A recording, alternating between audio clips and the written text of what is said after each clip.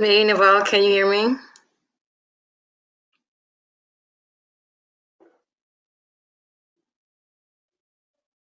Hey, Naval, can you hear me? And just type in if you can.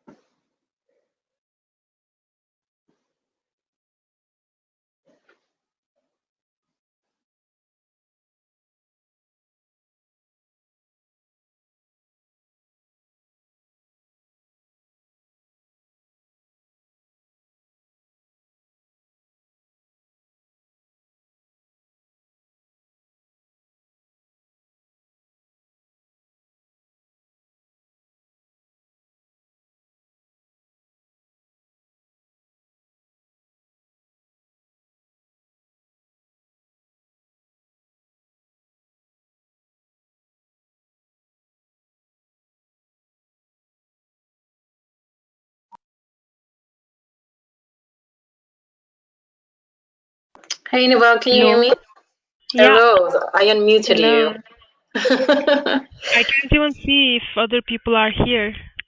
I Yeah, I never can't accessed really see. this. So, because I'm the one who's leading it, so I'm the Mm-hmm. presenter right now, so I have the full control, I guess. But do you see others too? No, No, I don't see no, anyone. no, I don't see anyone yet. I believe I went on the right place, I think. I'm sure I did.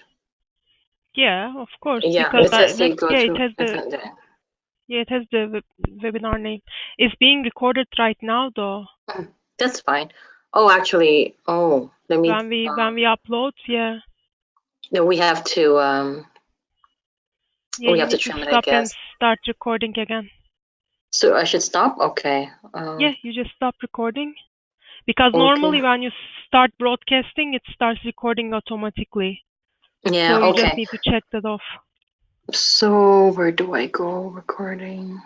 I'm not used to this one here. Audio. Oh dear. Audience view. But do you see it full screen without any notes? I don't see any notes. I just see the slide. Okay, great. All right. So let me just make sure. You know what? I can't get the recording out. Where do I go for that? Do you know? From this view, I can't remember, but keep like expanding everything, like try audio. There was another Yeah. thing there. Dashboard. No, it's not dashboard. There's audio, Um, dashboard. There must be something else where you have the webcam, whatever. How about that one? hang on. Audience. Webcam. No. Sharing. Oh, there you go. Stop recording.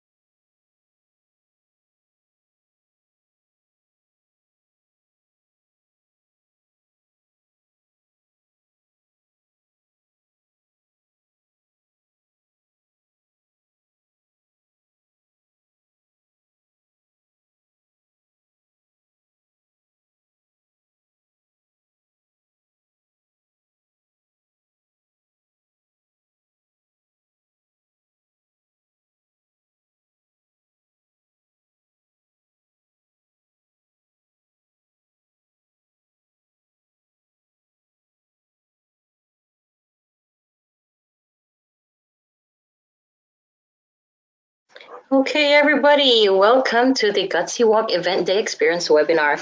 And I know there might be a few more people joining us later, but let's start. I just want to respect your time here. I know for some of you it's late at night, so let's begin.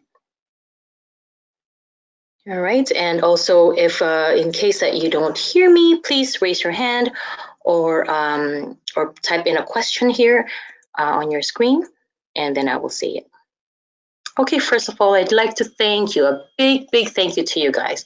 One, for coming here tonight, and second, for all the wonderful things that you do. These are the anecdotes from people who have filled in our survey, and they just want to say these to you guys. So these are the participants that you see at the Gutsy Walk, and this is what they want to tell you. That you did a fabulous job. That is a great day because of you, and huge thanks to you guys for making it a wonderful event. And also, this wouldn't have happened without you. Okay. So what I wanted to talk about today is one, what is the Gutsy Walk? And two, the layout of your walk. And three, just to look at the key areas of the walk. So like the actual location. So we'll talk about the setup, the volunteers that you need for these areas, and adding in some fun to each of those. And the fourth is facilitating the conversation. Okay, let me start here. First, what is the Gutsy Walk? We all know what the Gutsy Walk is. Like, yes, it is over 60 locations. It has raised so much money since it started in 1996, which is over 35 million. And we have over 20,000 walkers across the country, and it's also our largest source of revenue for Crohn and Colitis Canada. But it's much more than that. It's not just a fundraising event, but it also becomes, it's a hub. It's a hub for people who have IBD, who are taking on IBD, and it's the one time of the year that they all get together. And this is the one time of the year where everyone across the nation is doing everything, like participating at this event to end Crohn's and colitis and to find a cure. Okay, so this is your Gutsy Walk team here. There's Nival on your further left, and she's also on the call right now. She's our national coordinator. And the middle here is Jessica Manger. She's our national assistant. And at the very right here, that's me. That's Heidi, your national manager. I have met some of you before. I barely made the picture here. Thanks to Instagram for making all those square pictures. All right, so let's start with the site layout itself. I would say, first of all, ensure these three things: safe and accessible and sensible flow. So safe meaning it should be obstacle free. Ensure that there isn't anything along the way. What I would suggest is that before the walk, make sure you have a walkthrough first of the area and see that if there's any dangers there. Also, I think I watched too many Law and Order SVU and CSI, so then you never know what you find in the park. So make sure you check that first before the walk day. Second, always think about accessibility, make it inclusive for everyone, for people to find. And also another point with accessibility, if as much as possible, think about getting an alternative route, like a shorter route. If your walk site is it's long, like 8 kilometers or 5, see if you can make it a way that is only 2.5 for others. So offer that option. Sensible flow, what that means is just that where it makes sense, like you have your entrance and you have your booths there. I'll show you more about that in a minute.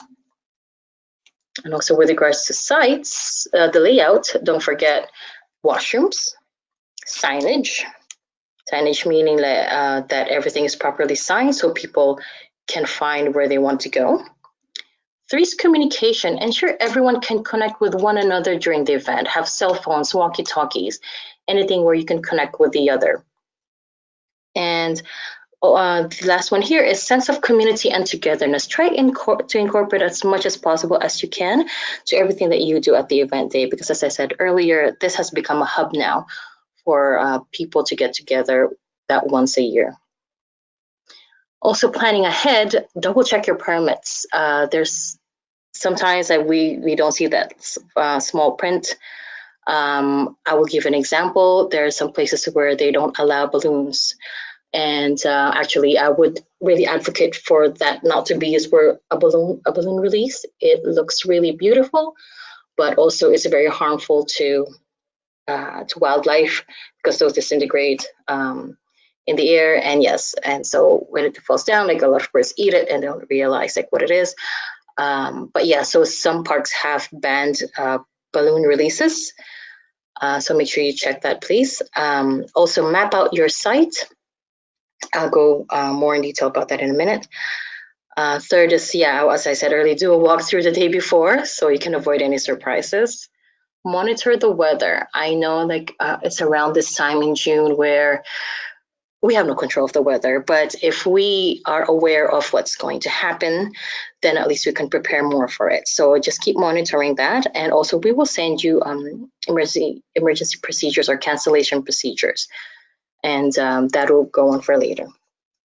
And also make sure that everyone has a contact list of where is who. So just have like a layout of all the people saying, let's say, for example, Mark would be at the volunteer area. This is number if he has a cell phone.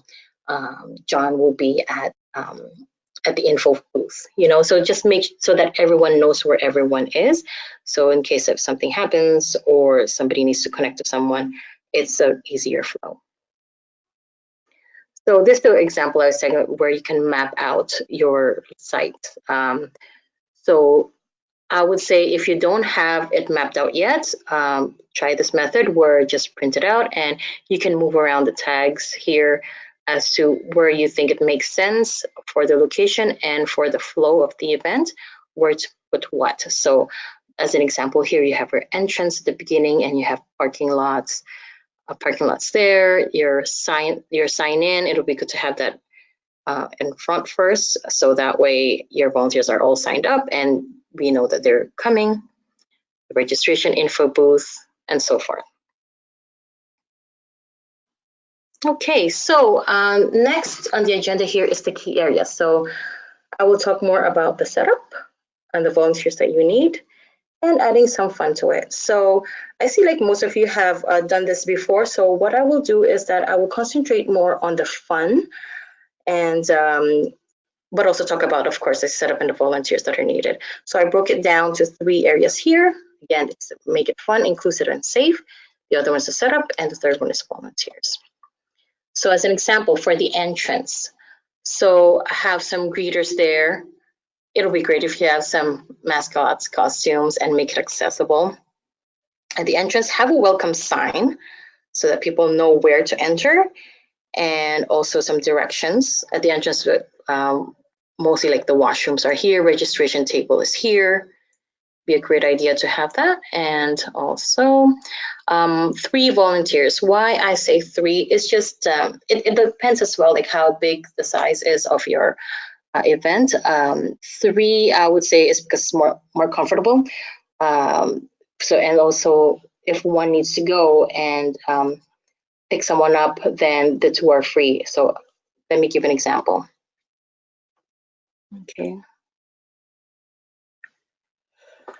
Okay, for greeters, these are some suggestions. Consider having a family as greeters, especially for the walks where you see that most of your walkers are families or family teams. I would suggest recruit a family team to do that for you for the greeting. And also they can show those who are coming in, like where the registration is, direct them there, and they know where the washrooms are, and just give them a rundown too. And if, for example, if it's a small location where you're very close to the registration table, you can have the family ask them right away, do you have a pledge form? Do you need to turn in any funds? If so, you can go here. If you're online, if you've raised funds online only and you don't have any funds to submit, you can line up here at this registration, because some places have 2 separate registration lines. One can be for online only and one can be for people who have funds to turn in. Also consider having the local honorary chair as one of the greeters.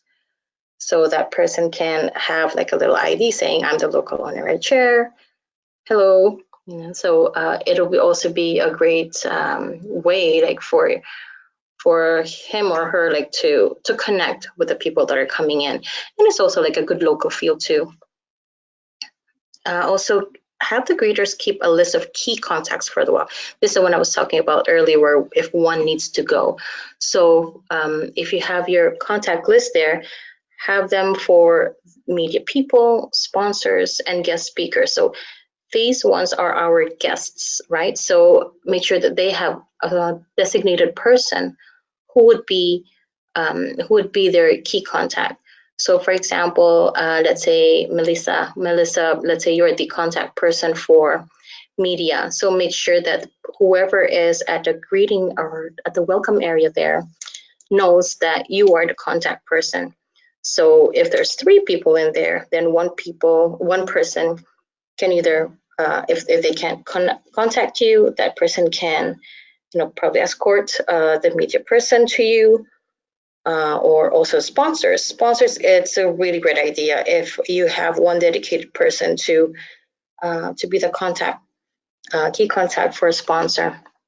That way they know where they have to be set up, and also if to show them as well, like, hey, if for example they're national sponsors, hey, just make sure that letting you know that this is where the sponsor board is, so that they can see, hey, they recognized us.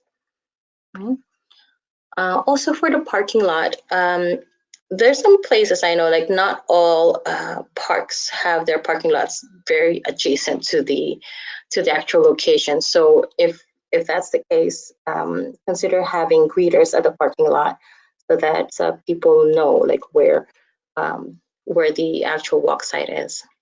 And yeah, mascot would be great to have there. Just set the mood, do costumes, make it fun. Oh, that's the same thing. Okay. Second one is the walk route itself.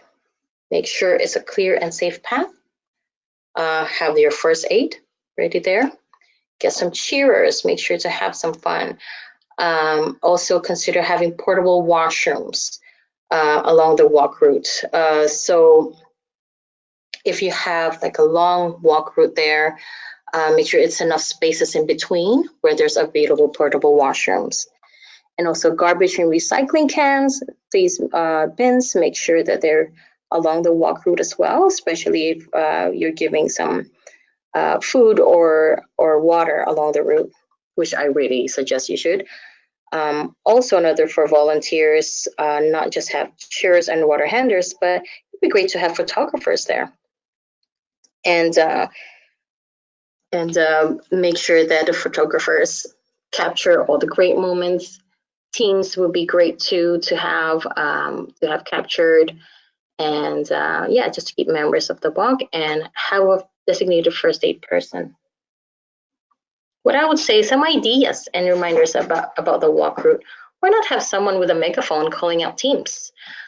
So to make more fun. So if you can see like a team coming, like, hey, Red Hot Chili Peppers, how are you doing today? It's just like to make people feel more connected to the walk, and they know that it's personal, and that they know that we are paying attention.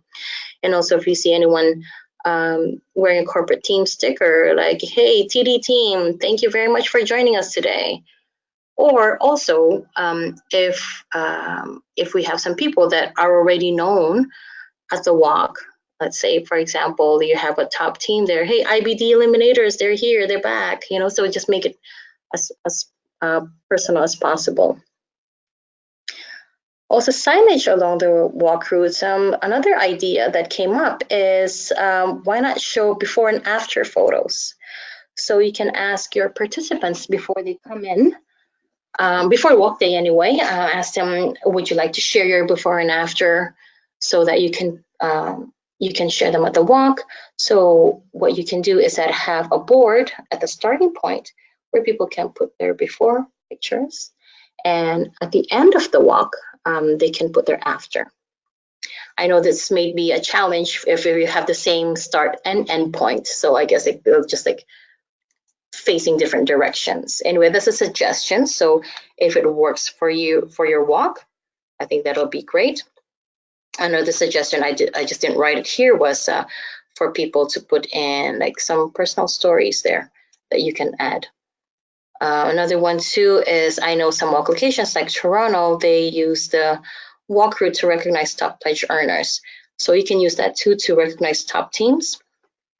Okay, and you can also put motivational signs along the walk route. Make them funny. Make a sign that says, you know, we slay all day, like IBD be gone, or something like that. So make it more fun by like adding these like extra little things if you can. All right. So the next one here is about food and beverage. So things to consider, as you know, make sure it's IBD friendly, allergy sensitive. Please pay attention to hygiene and first aid and grill safety. Now I just want to tell you guys, like for the IBD friendly, you know, we can never get it right. So no matter what, people are always going to be allergic to this or aren't able to eat this. See what the majority is like. Look at your past walk in the past years and see what worked for them. I mean, what worked in the past years, just to give you a better idea of what to serve this year. Excuse me. I know, like for some, it's like it's easy to digest. Excuse me.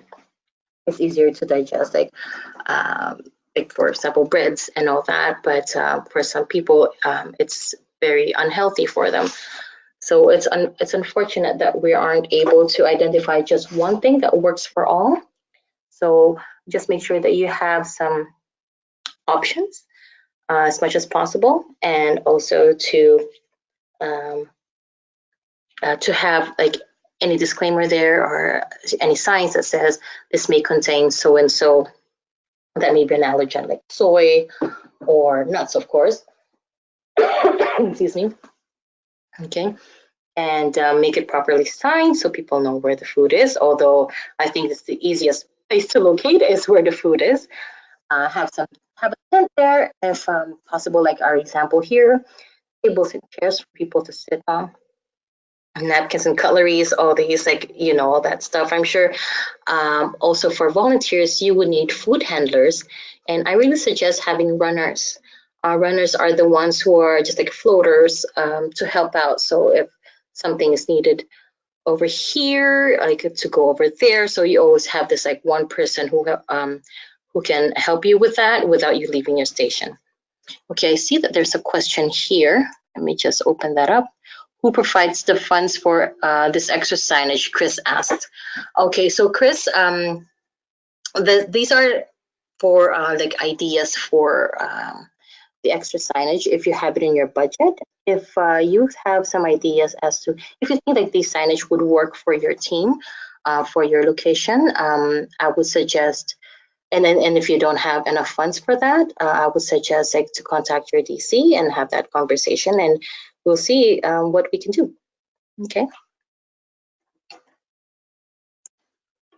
All right. So next one here. All right. So just some. Oh, I went back. I went more forward. Okay. Just some more ideas about food and beverage.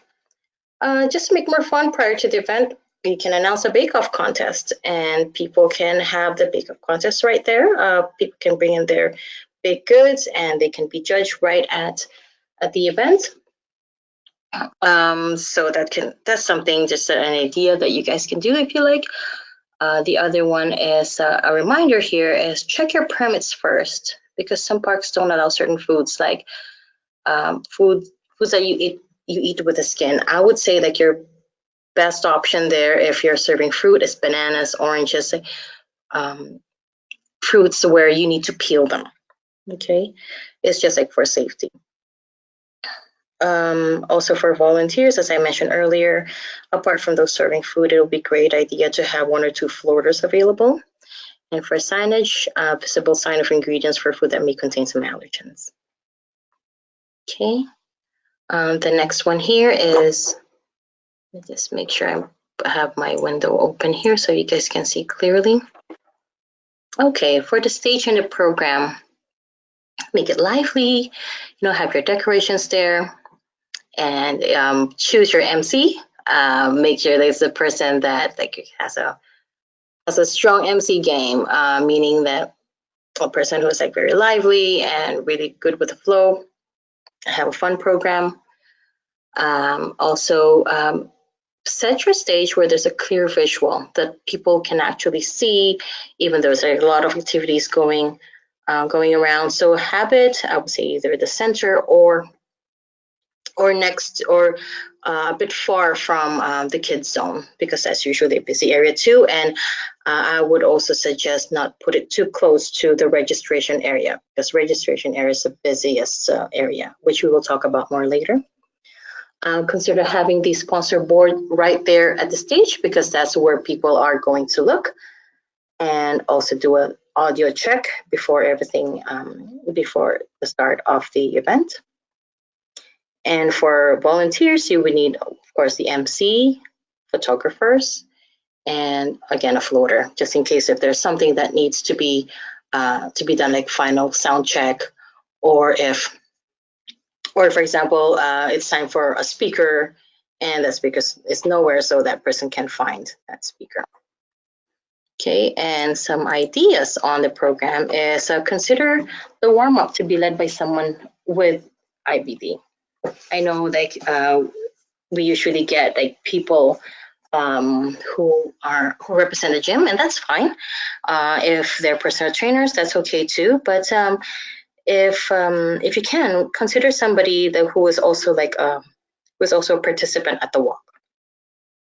Okay, and for speakers, just some ideas here. Have your local honorary chair and or TPE or your Camp Got to Go participant or scholarship recipient to share their stories if they're those are ideas like they can have as speakers. And also maybe have a common theme. For example, have a speaker who is a parent and talk more about what it's like and what is the journey about being a parent who has a parent of somebody who has Crohn's or colitis. And also an idea is if you have a local researcher there that's funded by Crohn's and Colitis Canada, invite them and have them talk about their outcomes, but credit the participant for that, because it's through the Gutsy Walk that they are able to receive some research funds. Okay, and also another idea is encourage people to share via social media. Ask them to take photos and also live stories, like live stories on Facebook and on Instagram, that they can do right on the spot, and make sure that they use our hashtag, which is hashtag Gutsy Walk. Another idea is engage the community. If you can, if there's enough time, hold out auditions for talent, making a call for schools or community centers to perform at the event. You get your free entertainment, and also you get more buzz in the community. And also, what can we do to make people want to stay after the walk? Because I know that this has been also a challenge for some, where after people walk, they just want to go home. But usually it's after the walk where we recognize like some key people that we want to thank. And we want to make sure that there's some audience when that happens. So these are just some ideas here for you. Maybe have an open mic at the end for those who like to share their stories. Or if you have a contest, announce them at the end. If you have other suggestions, please type them in or raise your hand. I would really love to hear them because I know it has been a challenge to like some sites as well. Okay. All right. So next one here is a Camp Got to Go Kids Zone. So I know like some locations have subscribed for their kids zone to be named as Camp Got to Go. Some are still not in there, and I just want to talk more about this area. So whether you're at Camp Got to Go, your sign is Camp Got to Go, or just a regular kids zone, these are areas that we need to consider. One, make it lively, family supervision, clear and clean area, because like kids are going to be running around there. They're going to trip for sure. So make sure it's clean, and make the games inclusive. We'll talk more about that later. Camp Got to Go booth or table, please have one set up there for information. Have fun decorations, have 2 volunteers. Okay, and the ideas here are for volunteers at that area, consider assigning a youth engagement lead or a scholarship recipient or previous Camp Got to Go participant to lead it. Just make sure that the Camp Got to Go participant is old enough to do so. And also invite previous camp participants to be in the area so that they can talk about their experience. And also just a reminder, it's not a daycare. I know it's just in case like the parents like leave their kids like to play around, please make sure that they know that they have to stay with their kids. Okay, now I just want to take this opportunity to introduce you to our new child and youth engagement coordinator. Her name is Jen Ackerman. So she will talk to you more about the Camp Got to Go Kids Zone. I'm going to unmute her now so she can start. Jen, can you hear us okay? Yes, I can. Can everybody hear me? Yes. Can you speak a bit louder? Yeah, for sure. How's that? Yeah. Yes, I believe that's good. Okay. Perfect. All right. So, as Heidi said, I'm the new Child and Youth Programs Coordinator for Crohn's and Colitis Canada, and I'm so excited to be able to be involved in the Gutsy Walk this year. As Heidi said, the Gutsy Walk has become such a hub for individuals to meet up year after year, and this is the same for the youth. So I'm just going to touch on a few of the goals of having the Camp Got to Go Kids Zones at the Gutsy Walk. So there's so many things that are good that have and can continue to come out of providing this program. So for Camp Got to Go, there's the opportunity to raise awareness about camp, what the activities are that happen at camp, and having this can help to ease these kids who maybe are on the fence about whether or not they want to try out going to Camp Got to Go. They can try out different kind of programs that are at these zones and ease into the camp-like environment. So by having this, it can also help to increase our application numbers, which can help to allow more children and youth to meet others who have been through similar situations that they have. And also for the Gutsy Walk, it's a chance to increase youth participation in the event day. So as Heidi said, you can have these engagement leads, you can have old enough past camper volunteers at the sites. And so this can help to increase the amount of donations from camper families, and by creating more promotional materials about these sites, it can help to increase the awareness for the Gutsy Walk. So Heidi, if you want to go to the next slide there. Yeah. Awesome. So now I'm just going to go over a few ways that you can help to engage the youth at your kid zones. And I want to point out that, yes, that you guys have done them in the past. And if this is kind of just a refresher and you've heard this stuff before, I'm sorry, but it can always be a good refresher year after year and help really amp up the kid zones. So through my experience, through working at camps, the best way to get a lot of kids to participate in different activities is to offer a variety of activities at the site. So the more activities that are offered, the more kids that will be intrigued by what's going on at the kid zone. So kids, just like adults, all have different preferences. So for example, if you offered me to come join into a soccer game, I would probably run in the other direction. But if I saw like a face painting station, silly games, a dance party, and a slip and slide, I would be faster there than all the children. So it's important really just to think about all the different kinds of activities that you can offer at your zone, and this way you're going to get as many kids participating as possible. Another way to keep the youth engaged throughout the kid zone is to be overly prepared for all the activities that you're going to be offering. So think through each step of all the activities, all the supplies you're going to need, who's going to run each game, what are you going to do during the transition times. So kids can be quite difficult to keep engaged, as we all probably know. So if there's a quiet moment in between activities, you might lose the kids to other things that are going on, like through distraction. But if you can keep them engaged through these transition times, there won't be that opportunity for them to get distracted. So this can be done as simply as asking the kids like a few would you rather questions and having them either stand up for one option or sit down for the next. And these questions could be as easy as like, would you rather it always be summer or winter? Or get creative and ask them, would you rather be a dragon or have a dragon? And then this way the kids are still interacting with the group and they're going to be listening for your next instruction. And then so they'll be engaged throughout the program the whole time and kind of get to know kids who are like them or may have similar interests as them. And so I'll move on to the third thing. As Heidi mentioned, it's important to have floaters. And this, of course, is going to be dependent on if you have the resources and the people at your site. But it's important maybe to have a few people running the activities and a few people to be floaters. So the floaters can be the first ones to engage with the kids and kind of, especially for the kids who are more nervous to leave like their parent or caregiver's side, you can have a chat with them and make them more comfortable to join into the group. And also they can be available to play maybe a game of catch or facilitate an alternate activity if some kids aren't interested in what the rest of the group is doing. So the last point, I guess the second last point that I want to make is probably the most important one, is just for all the volunteers at the Camp Got to Go Kid Zones or at the Kid Zones, is to be as silly, energetic, and enthusiastic as possible. The way that you're going to make people come and join is if it looks like you're having fun, the kids want to have fun too. We all want to have fun, so we're going to come over and join.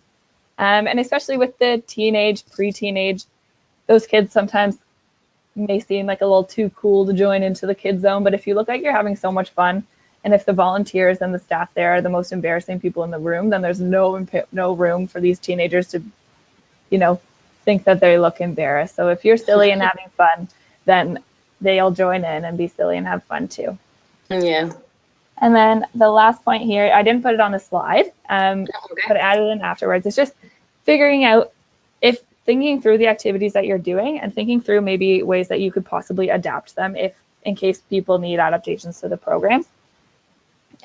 Just to make sure that you can increase the amount of people that can join in on the program and participate in the Kids Zone. So if there's an activity that you have or that you've planned, if you need help thinking through adaptations, I have a lot of experience adapting camp for people with many different needs. So please don't hesitate to reach out to me if you want any kind of advice or just maybe to think through a few ideas about how to adapt or potentially adapt that activity. Nice. So that's that slide. If you want to go to the next one. Yeah. Nice. And so I just wanted to add this one in. It's a quote from one of the campers from last summer. So they said, "It meant the world to me. I met people just like me that share the same struggles and have similar stories. I've never met anyone with my illness before, let alone anyone my age. So to be given an opportunity to make connections and to feel ordinary felt amazing. And I'll forever remember camp as one of the best experiences in life so far." So this quote is incredible. And so 50% of the campers from last summer reported that they have never met somebody their own age with the same disease. So by providing these Camp Got to Go Kids Zones, it's another amazing way to allow youth living with Crohn's disease or ulcerative colitis to meet one another, relate to other youth, share stories, and create lifelong friendships. So that's all I have for my portion of this webinar. But yeah, like you guys can always reach out to me if you need any advice maybe on how to engage the youth, any games lists that you need. I'll be sending out a few resources to the development coordinators and regional directors soon that will include maybe tips for facilitation and how to engage youth, an activity and a games list, an activity planning template, and then once we have them, we'll be sending along the advertising materials that we come up with. So last year, I think there was the signs and the tattoos. We haven't confirmed what we're going to be doing yet, or it hasn't been finished yet, but we'll send out that information once we have it. Okay. Great. Thank you. And also after this session, we will also be providing you with a handout, a copy of this presentation, which will include our contact information, which includes like Ben as well. Okay. Thank you so much, Jen. Thank you. Okay. All right. So moving on here to our next, going back on the other key areas, registration. This is the busiest area, as you guys all know. So for just setting up, of course you would need chairs, and you would also be needing like a table that is secure, an area that is secured, because this is where money is being received, and also with the weather condition in June, it might be raining, it might be windy. So double check as well to make sure if like what the weather is, and if it usually is like raining or windy at that time of the year in your location, I would suggest like having an indoor place to do it. Okay, we will have like other sessions regarding just registration, because this is like a huge thing and it's a bigger process. I won't tackle like all of it in here. But yeah, so those are the key things, is to have like a secured area for it. And also what I would suggest too is to have like 2 separate lines, because some people, when they come in and participate of the walk, some only fundraise online and don't have anything to turn in for money. So instead of them having to line up all the way, just like to have their names ticked off, I would say have like a separate line for those who have fundraise online only, and another line for those who have funds to turn in, because that would take more time, because you have to check the amounts, and there's a whole process to that. And this area as well is where people receive their swag, where they receive their shirts if they raised 100 or more. And I know that's a hot topic as well. I can answer some questions later too. And also make sure that this area is wide and clear, because expect this to have like a huge traffic flow. And depending on how big your site is, make sure you have enough tables and you have separate t-shirt sorters, aside from the people who are, aside from the volunteers who are at the table, have t-shirt sorters as well. And also sorters for the top pledge earner gift and captain gifts. Okay, and some ideas here on my next slide. Since it's the busiest area, it's important to have enough volunteers and to have that training beforehand. Okay, and don't forget to thank participants in this area, because this is the area where, as I said, like, funds are received, and I know it's very busy and can be stressful, but just keep in mind that like, people are turning in their money because they are trying to help.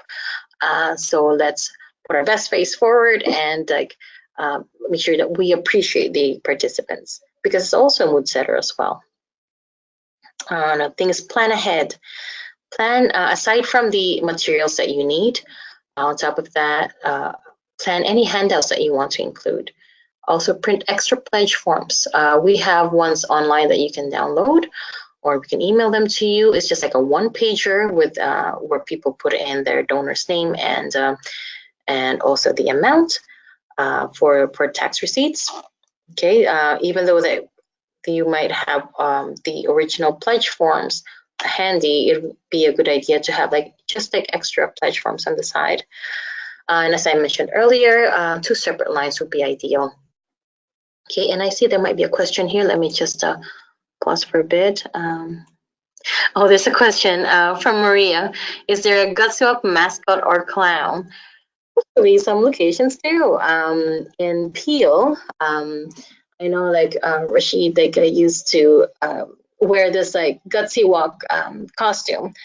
But yeah, there's no official Gutsy Walk mascot, but you're welcome to be one. So I would suggest that. Oh, Vancouver has a Dr. Bear. Thanks for letting me know, Bernadette. And I believe I've seen that bear. It's the one wearing blue, I think. And no, that's great that you have one. It's just great for kids. And also they stick out and they just like really, really like tell us, hey, fun is here, you know? So I would encourage that. And yeah, maybe if somebody wants to dress up, like be the mascot, that'll be great. Okay. All right. So one of the areas here too is like, these are like 3 different areas, but it's just like they're following like the same thing that we need to consider. So for the sponsors area, info booth area, and go here areas, what I would suggest is like to have like ample space around and make sure it's accessible. I have some signage there, tables and chairs, of course, for the sponsors who are, just as an example here, put out a table for them, okay, and have a main contact and a photographer, and again, a runner. So what I mean by like having a layout here for them, make sure that, hang on, let me go to my next slide. I think I have more information there. Yes, so map out where the sponsors or vendors will be set up. So map it out beforehand so that when they arrive, okay, let's do like the whole scenario. So when they arrive at the welcome area, so the greeters can direct, let's say for example, Solo can direct Solo to the main contact. Okay, if they're and then that main contact can show them, hey, this is your table. We've set it up for you. Not like the whole setup, but just like, you know, just put it on the side. They're the ones who are responsible for setting up. Just to be clear, but just to make sure that they already have tables and chairs set aside for them. And it's also important for photographers to take photos of the vendors and our participants interacting with them, because we rely a lot on our sponsors. They finance us substantially, especially our national ones. So we want to go back to them and say, hey, you know, it worked out, like for you guys, like this is the customer interaction, like people like your product, and you got this exposure. So it would be great to show that, not just like pictures of their products, but actual interaction, because we want to show them that there's a benefit to being sponsors. There's a benefit to partnering with us. Also, we want to steward them because we want to make them feel welcome, and we want to make them feel appreciated for their support, meaning when they come in, make sure they are welcome warmly, and yes, like you show them where they are located. And then if that contact person, it would be great if they can every now and then just check, hey, how are you guys doing? And then at the end, just say thank you. Also, if they have, if you guys have your own social media account, I would say like recognize them, ask them for their social media handle. Okay, and then just put a shout out saying thank you for Solo for joining us today. You know, and they would really appreciate that. And then if you do that, please let me know so that I can also take that as an example to them if like later on when we need to talk to them. Okay. Okay, so on my next slide here, also for info booth or go here area. So I really suggest like having an info booth at locations, because as I said earlier, the Gutsy Walk, it's our biggest event. This is when everyone comes together. So this is the best place to find information. So, and also we wanted to tell them that, hey, we're here. We're not just Gutsy Walk. We're also Crohn and Colitis Canada, where there's some information for you. There's a way to connect you to peers. There's a way also like for you to know about our webinars, all that stuff we offer. We want to make sure that they know about it, and this is the place to do it. So as much as possible, please have an info booth. Assign a volunteer who's comfortable enough to talk about the organization, about the diseases, or about Go Here. Jason here is our Go Here guru. He's our project manager for Go Here. So this is an example of a table that's at the Toronto location. So as you can see in here, he doesn't only have Go Here information, he also has some pamphlets there, and also the buttons. I'm going to talk more about the buttons later on.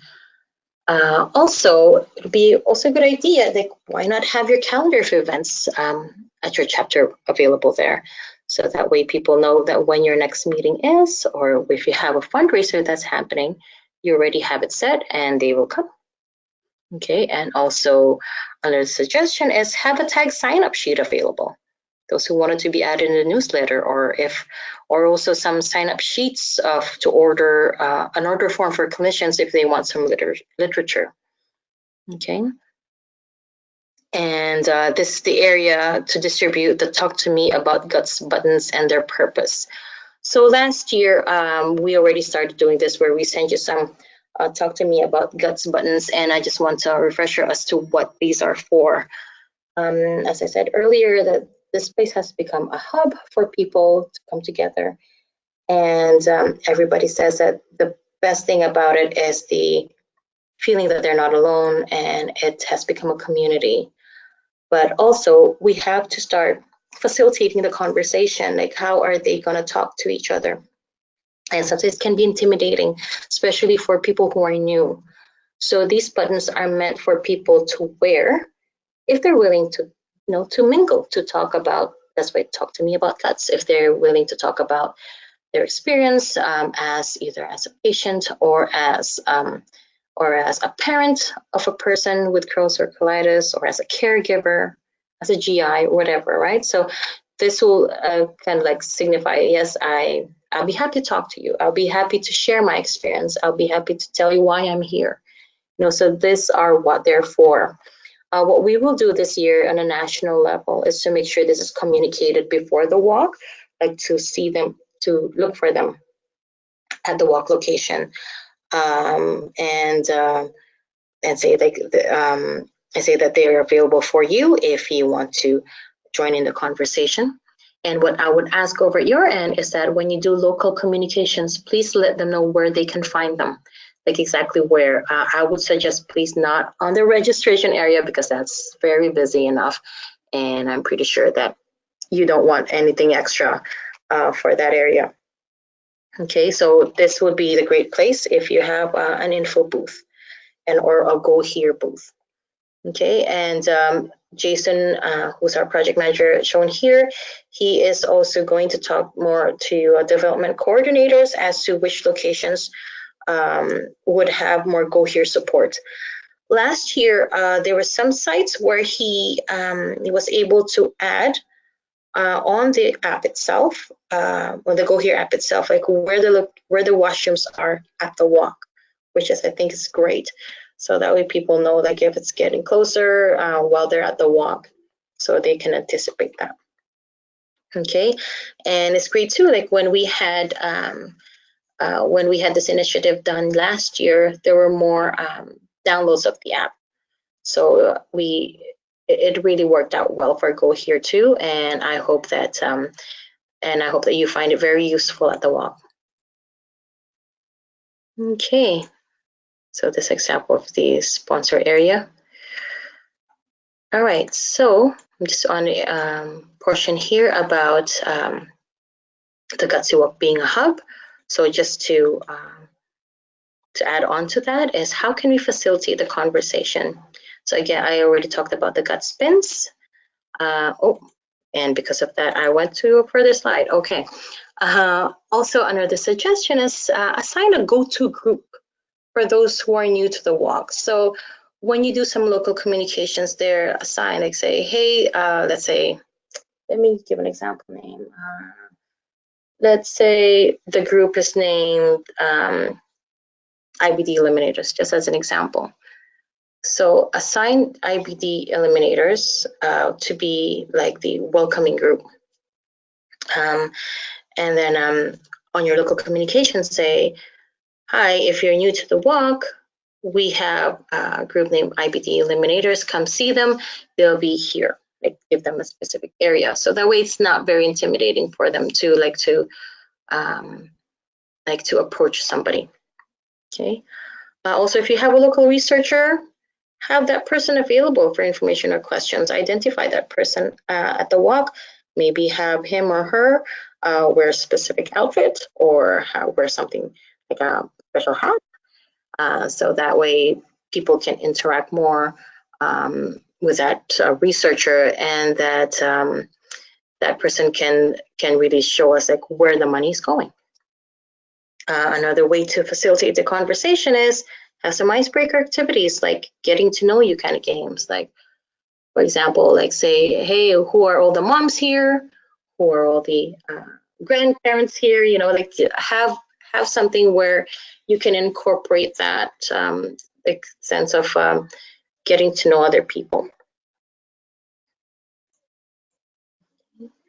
Make memories. So create some photo op areas, make them fun, have some, I know I see this a lot at the walks, which is fantastic, where there's some props available for photos and just some silly stuff, which everyone can't resist but to join in.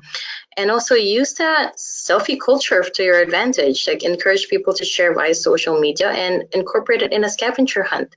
What I mean by that is that maybe have a game that says that has all these like places where they can take a selfie at. And say, okay, find like the thickest tree here, or find the sign that find a go here sign and have a picture with it, and then assign a specific hashtag for it. And at the end, if you have somebody who's a tech savvy there, who can look through the feed of the hashtags, they can choose a winner. Okay, so I know like our biggest competition when it comes to attention is phones. So let's use it to our advantage. If possible, create a board where people can post messages. Select a theme, like for example, like ask people to contribute their words of encouragement for those who are newly diagnosed, or have a space where they can thank their BFFs, like their biggest supporters, like who has been there for them, who has been helping them through the years or through their journey. Another idea is assign someone to make a video of people sharing words of encouragement or why they're doing this, who are they walking for, and post it on social media. So have like a little like speaker's corner there. I don't know if you guys remember. I don't know if it's still in Much Music right now, but they used to have that where people can just come in and talk and share what their thoughts are. And if you have somebody available at the walk who can compile that video, that'll be great. And it'll be great for us to use later on too, like to promote the walk for the next years. Yeah, let's use technology to our advantage. People do like a lot of Instagram now where they can share like like maybe a 20-second clip or something. And if they can do that like while at the walk to really capture the energy, that would really show like everyone like what the Gutsy Walk is all about. Okay. All right, so fundraising ideas at the walk. I got this suggestion. Actually, they're doing it in Saskatchewan, I believe, and Saskatoon. I think it's so much fun. Dunk tank, dunk your GI. Why not? Also, golden toilet coin toss. I see this around like different locations as well. Silent auction raffles, which is like samples of photo here. And you can do a scavenger hunt too with prizes like, as I said earlier, incorporate social media into a scavenger hunt if you can. If you have any ideas, please share them with the group. What I'll do now is I will unmute everybody if you have any ideas with the other layouts that I mentioned earlier. And then later on, I'll open it for the Q&A as well. So just give me a moment here while I unmute. I think I just muted myself, but anyway, let me just check here.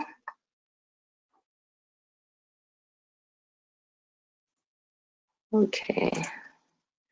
All right, so I'm muting everyone here, but I think some of you are on mute yourselves.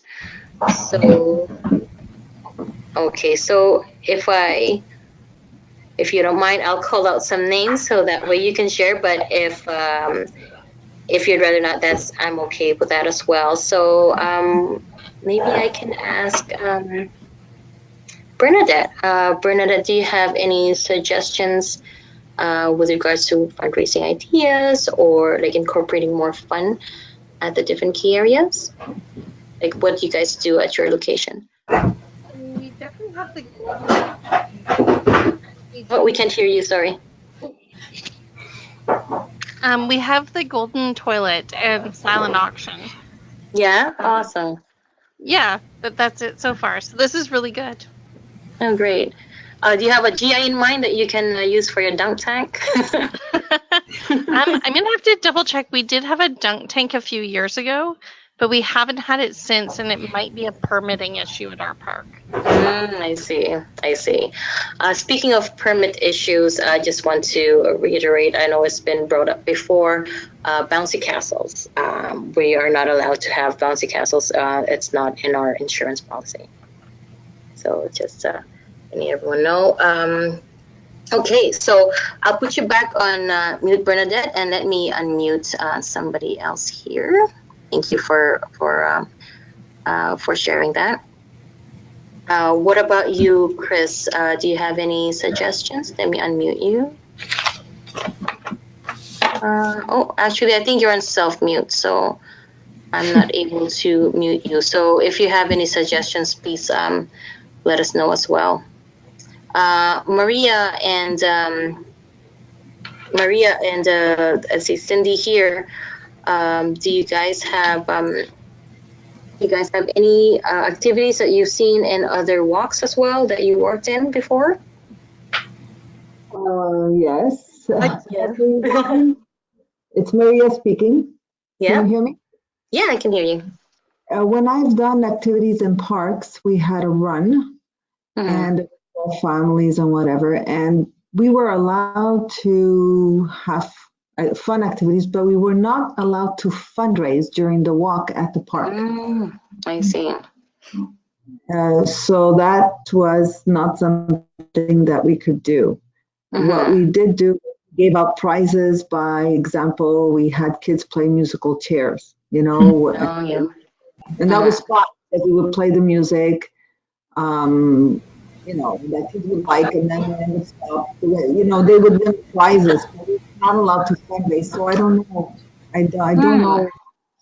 I don't know. In Outre-Monde, they weren't allowed to fundraise. I have to check with the other parks if they Yeah. are allowed to fundraise. Yeah. So thank you very much for giving us a heads up about that, Maria. So it's just like really goes to show that we need to like double check our permits to ensure that this is not a restriction on the locations that we've chosen. Okay, so let me just like mute you back. Okay. All right. All right. Okay, so now I will open it for questions and answers. So I will just wait for you to either raise your hand or type in your question. So let me see if there's any that I haven't seen earlier. Let me just check. No, I think I had, okay, I addressed the other ones here.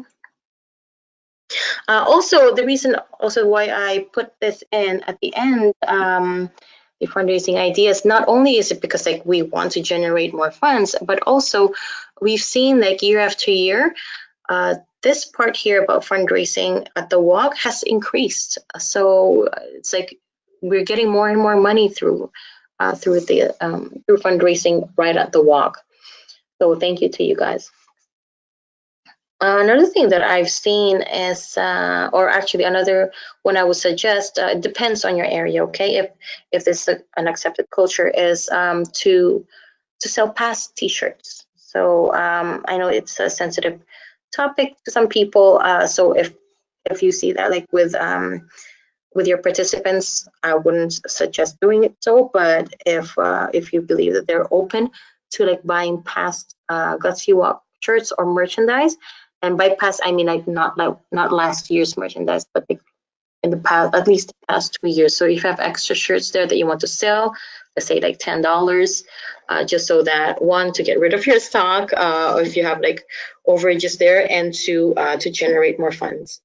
Okay, I would suggest that. But yeah, it depends on your participants and how you think they feel about that. Okay, and I have another thing here. Let me just like take out. I do have like a question. Oh, so I have this here. If you're unable to do a dunk tank, a good solution would be to do a sponge toss. Oh, I like that. Soak the sponges and throw them at the GIs. Oh man, you can make a face in a whole thing for the GIs to put their faces in with a hula hoop. Oh, I love it. Thank you very much for that. Thank you for that. Let me just put out the. Okay, I'm reading more questions here.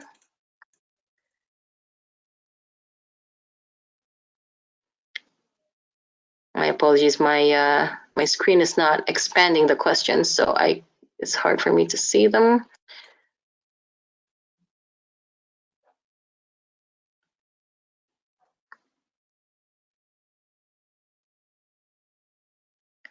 Oh, I know Bernadette has. Bernadette, you have a question here. I just cannot see it. I'm sorry. Trying to. Let me just unmute you then.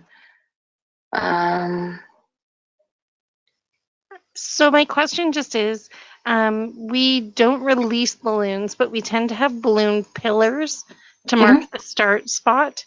Yeah. And our supplier picks them up at the end of the day. Is that a problem? Oh, I don't think that's a problem at all. That should be fine. Okay. But again, like just double check with your permit if that's okay, because I know like some like band it all together just to make sure. But if it doesn't include, if it doesn't say so on your permit, yeah, go ahead and do so. And that's great that they pick them up afterwards. I like that. So you don't have to like pop them one by one at the end. Okay, so I don't see other questions here. If I miss your question, please put your hand up or just type it, please, or let me know. Oh, I see a hand up here. Just one more question. How do I register for other Gutsy Walk webinars? Oh, actually, you know what, their DC would have sent that over, the information over to you, but if you don't have it, let me email that to you then. So I have the links and I will send them over to you. Okay, and I believe I have everybody's email address right now when you register, so I will send those to you guys. Okay. All right, so if everybody's great, if there are no more questions, then I think I will conclude the session, the webinar. And I just want to thank you guys again, like for being superstars. You're superstars. Thank you. Again, without you, Gutsy Walk wouldn't happen. And thank you for dedicating this time to join us. And I know for some of you, it might be late already. Some of you, there still might be sun out. So good evening, good afternoon, good late night. Thank you so much again. And please reach out to me if you have any questions. Again, I will send this presentation to all of you and include my contact information. But if you have a question right away, my email address is really long, but I will get your email if you put gutsywalk@crohnsandcolitis.ca. I will see that email. Okay, thank you very much, guys. Have a good night. Bye.